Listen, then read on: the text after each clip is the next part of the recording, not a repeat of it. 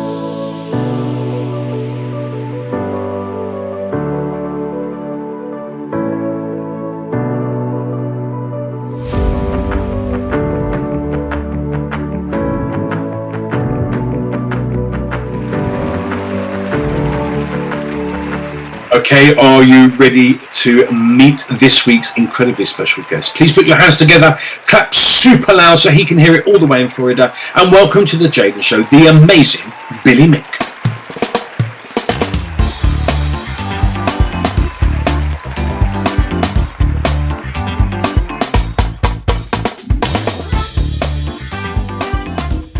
BillyMick, oh my goodness, chart-topping pop rock superstar. How are you? I'm great, man. How are you? I'm doing really well. I've been caning your music all day, mate. Like, your voice is stellar. It's just got so much power. I don't know why I chose to wear a cowboy hat today, but I kind of BillyMick almost took me to a country and western vibe before I really done. But it's great. I do that a lot. I perform in a lot of retirement homes. It's really my day job. I perform in a lot of retirement homes, and I do sort of a Vegas style show, and I always have a country section in my show. Lovely. Yeah, your voice is pretty universal, mate. I can't imagine there's not much you can't really do, really.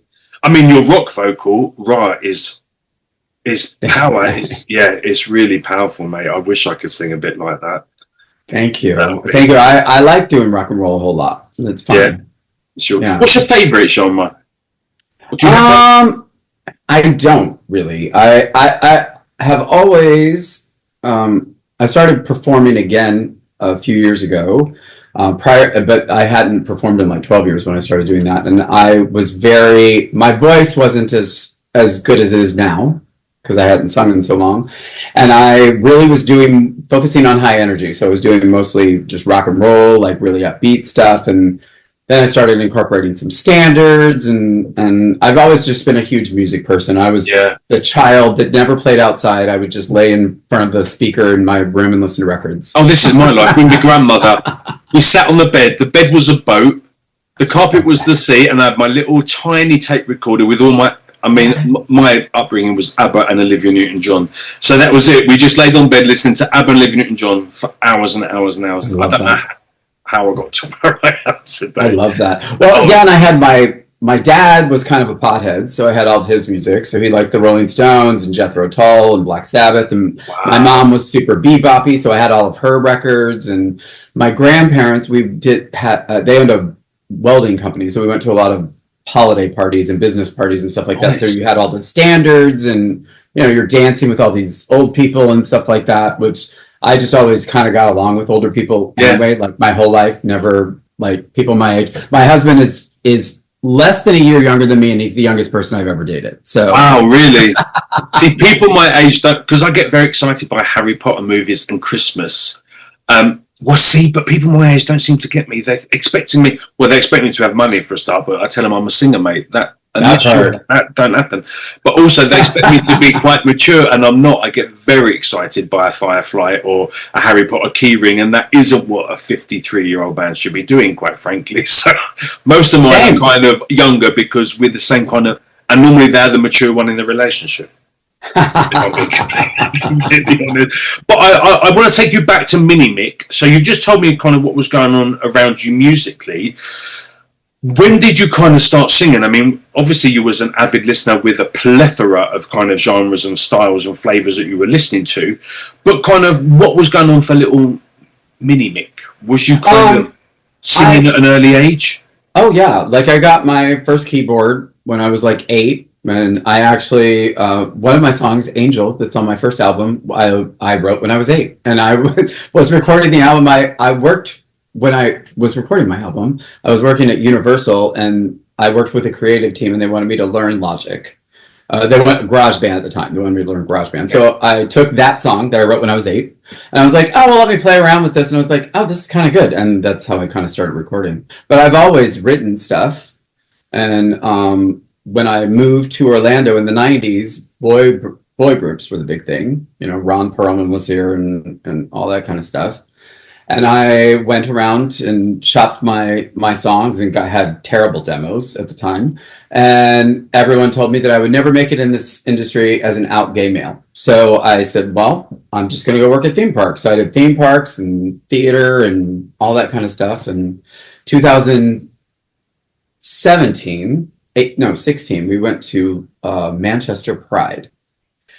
And I was just blown away by like all of the different artists that were there, like all these different stages, and everyone is there, and you have everyone in this 4-block radius that is just there for days, and the sense of community and loving and welcoming. And I was like, oh my gosh.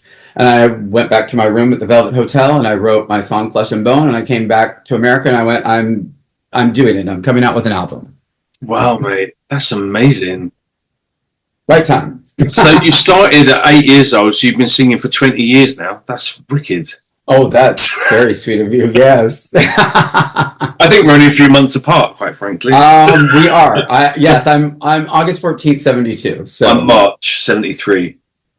So yes, my husband's July of 73. Okay. Oh, okay. That's quite nice. It was a good era. Exactly. They gave birth to the best in that era, I tell you. Mm-hmm. That is a true story. When did you start? I mean, like, when did you start developing, like, would you say you have a sound, or, you know, or do you like to be, I kept multifaceted and not particularly pigeonholed? Would you say, you know, I might come out with a pop rock album now, but do you know what? I might come out with a jazz standards next one. I mean, like, or is BillyMick the singer different to BillyMick the artist? I kind of wish that from the beginning I had done it a little like BillyMick, the singer, was a little differently than me, but it isn't. And I just kind of, I sing what I feel, and I see that I've gotten better over the years. Like now I'm finishing, I just finished recording my 3rd album, and I like it so much better.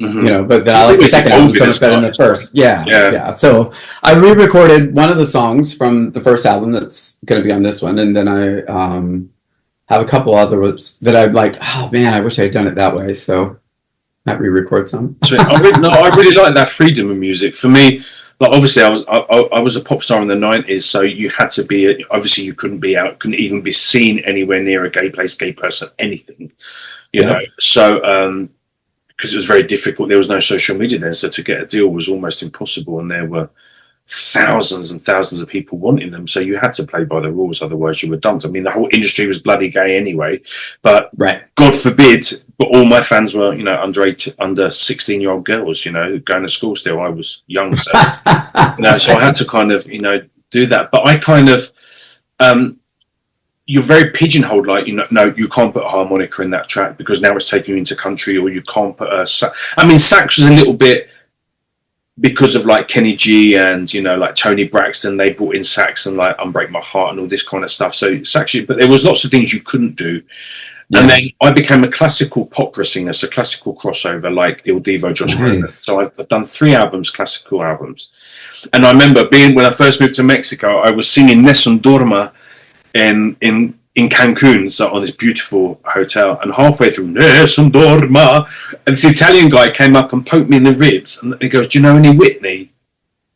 Like, firstly, though, you do not interrupt Pavarotti, that part, right? And I yes, I so know Whitney. Oh, dance with somebody. So now I sing over 1,600 different songs. Wow! From mariachi to opera, from I don't know, like ABBA to Dua Lipa, and 6 different languages. And now I love the free. I mean, I don't understand. I understand a little bit of Spanish now, and obviously English I'm still struggling with, but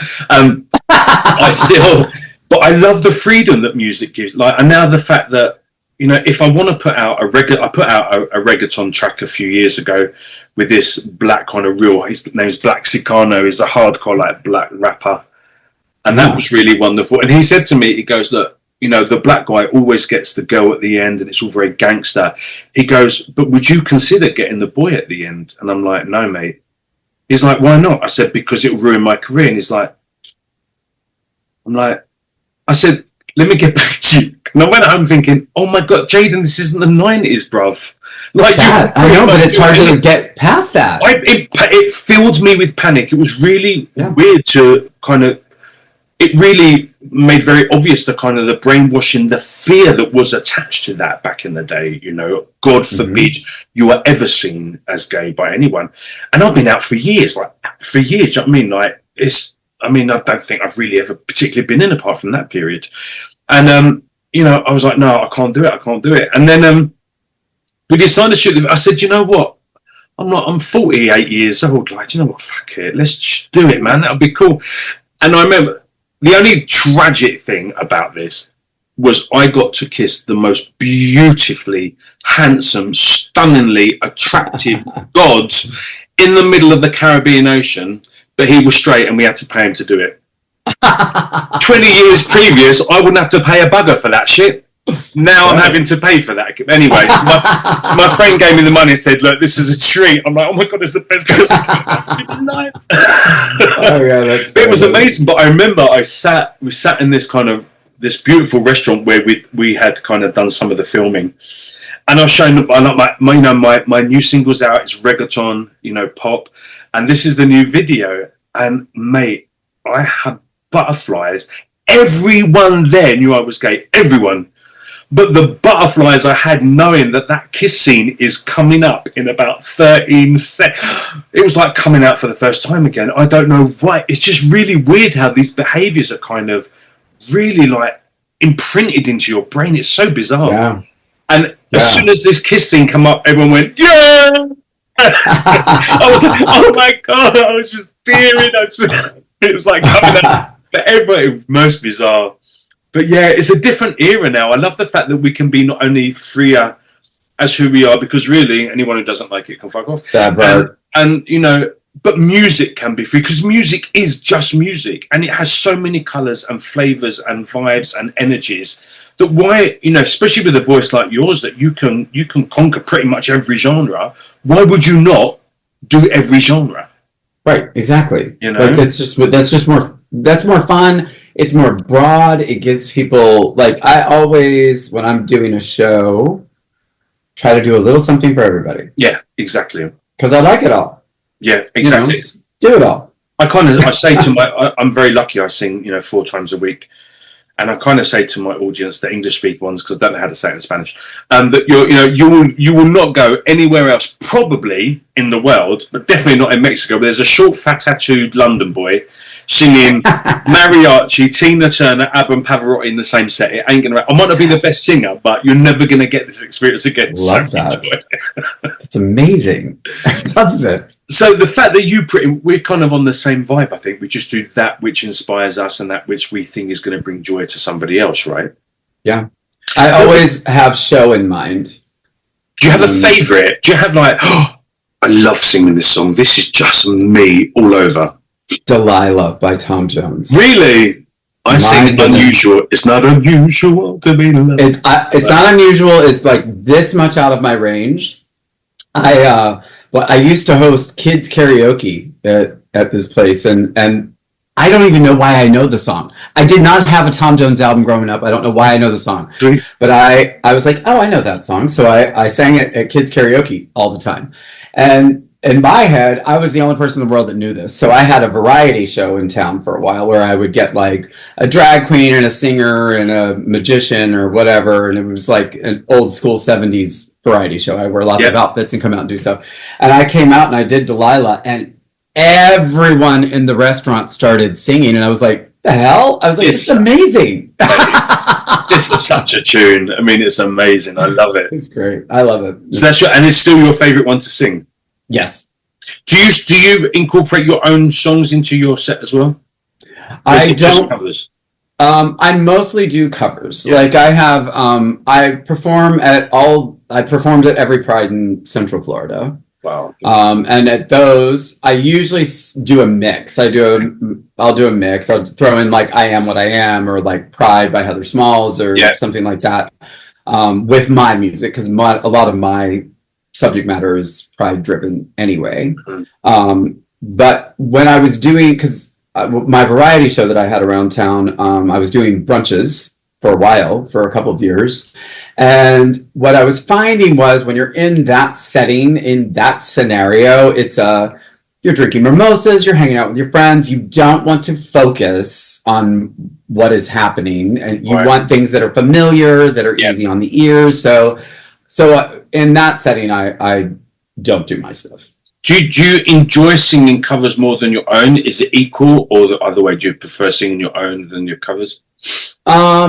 It's kind of equal. It's a little different though, because I feel like, especially my first couple of albums, a lot of the songs are really about being oppressed, about trying to overcome that and be better. And so those are kinds of things that, like, I have a show that I do called Just Be, which is actually just me telling my life story. And I, through my songs and stories, and I change jackets. And so in that setting, those songs I feel work a little better because there's context for it. You know, it's not like I have this huge fan base that I can go out and do a concert or anything, you know what I mean? And some of the songs I'm like, I don't want to sing that to you because I don't want you to feel like it's about you. Right. Like I know that sounds odd, but no, it's a powerful message delivery system. Yeah, it is. And I really I'm so cognizant of the lyrics that I am singing all the time. So whenever I really try to keep everything positive, you know, or jokey. Like, you know, I have a whole section where, you know, like when I sing Delilah, I'm like, now for my favorite song about murder. Okay. And people are like, oh. It's got a flow, right? It's got a flow. I still find it quite interesting. I feel kind of like, I don't know how to explain it. Like, oh my God, like I'm so down with the kids. If I sing something like, you know, I might sing, I might do like an ABBA song or something, and then I'll probably go into like Dua Lipa, and there's a really great Mexican band called Jesse Joy. So I might sing one of those in Spanish, and then I might do Ariana Grande, and it's Thank You Next.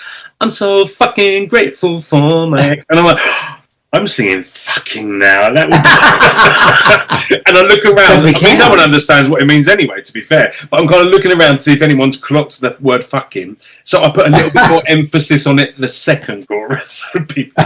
I'm like, yeah, I'm down, man. Like, I can sing swear words now. But if... So what is going on for BillyMick at the moment?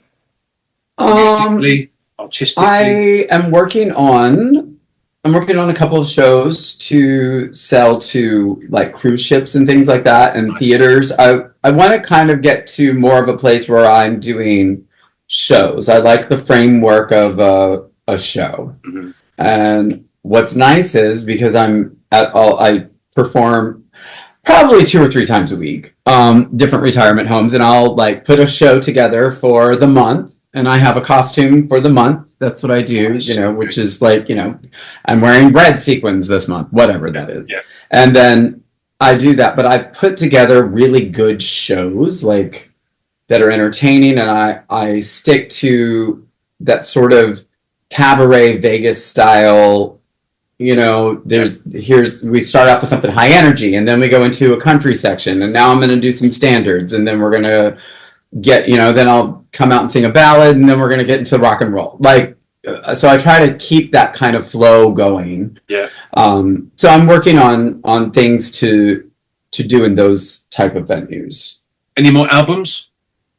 Yes, I have just finished recording everything for my 3rd album, which is called Rockstar, and I'm waiting to get some of those back, and then I've started writing the next one.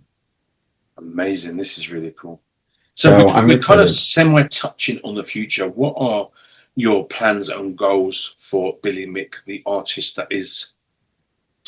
I want to continue doing my music, but I also want to continue focusing on the performance because, you know, like really once I was able to start recording my music, once I felt comfortable doing that and putting it out there into the world, and I got great reception from that, I got to a place where I was like, okay, well now what? You know, and so then I started doing these shows, and I was guest starring in other people's shows and in drag queen shows and stuff like that. And I was like, I like doing these shows. And I'm like, I think if anyone had ever asked me, what is your ultimate thing? It would be to do a Vegas style show, like a casino show. Like, here I am, I'm do this every night. It's great.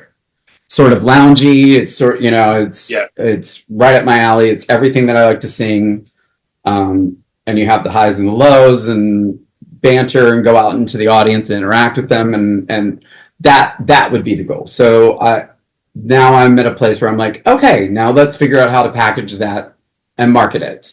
And it's good because I started working with a company just recently that put in a show for Epic Universe. Okay. And this company they do mostly brass instruments and bands and stuff like that. They're out of New Orleans. So I've kind of taken over the operation here in Orlando of that. And then they're looking to branch out and do other things. So I'm like, okay, great. So I'm working with them to get these shows moving forward. So I'm excited about that. Yeah. Perfect. That's what I wish you untold amounts of luck. But that would be great. If I ever get to north of the wall, I would definitely come and check out what you're doing. I don't recommend it. I'll come to you. It's a bit, bring the show. Actually, maybe look at bringing the show here. That'll be even better. Yeah. Bloody wonderful. As long as I can get we can find out a duet. Yes, 100%. That would be super. 100%. Oh, you know what? I'm gonna figure that out for this next album. We're gonna do a duet. Oh, let's. Okay, I'm gonna figure this out. Okay, that's it. People at home, you've heard this. You're proof now. I've only ever done one. That Jaden, Cornelious, and BillyMick are going to be duetting at some point in the this. distant future. So please feel free.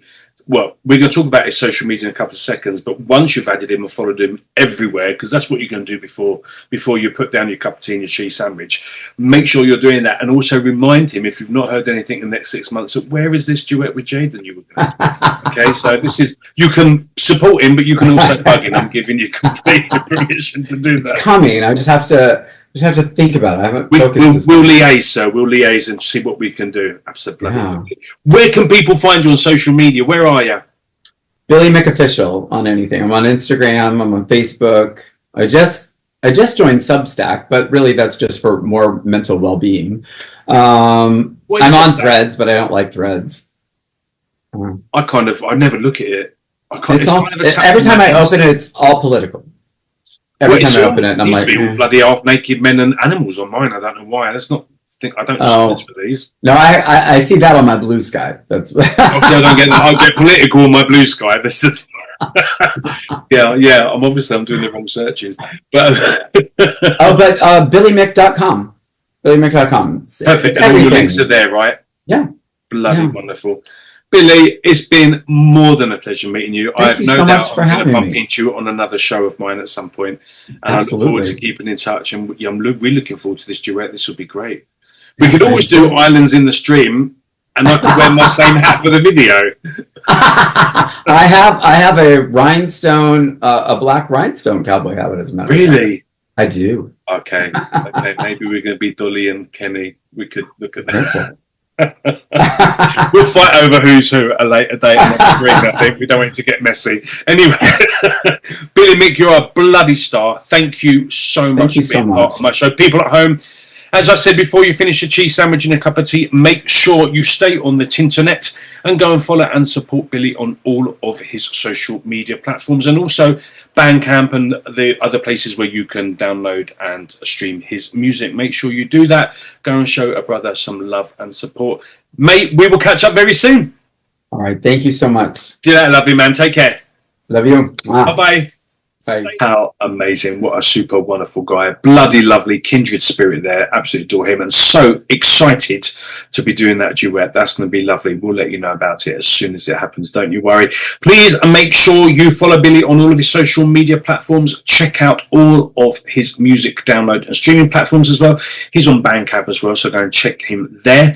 Also, he's not on TikTok, so you won't find him there, but maybe in the future he might join. I'm sure we'll let you know if he does that. Now, I am going to leave you with another song. It is called Imperfectly Me. That's not easy to say. Imperfectly. That's my imperfection, quite frankly. Imperfectly Me. We're going to listen to that song and watch his video. And I will see you next week with another wonderful person on my show. Please don't forget to like. Please don't forget to comment down below. Please don't forget to subscribe and hit the tinkly bell so you know when all my shows on JCTV are available. And I will see you again very soon on JCTV. Big hugs. See you later. Bye-bye.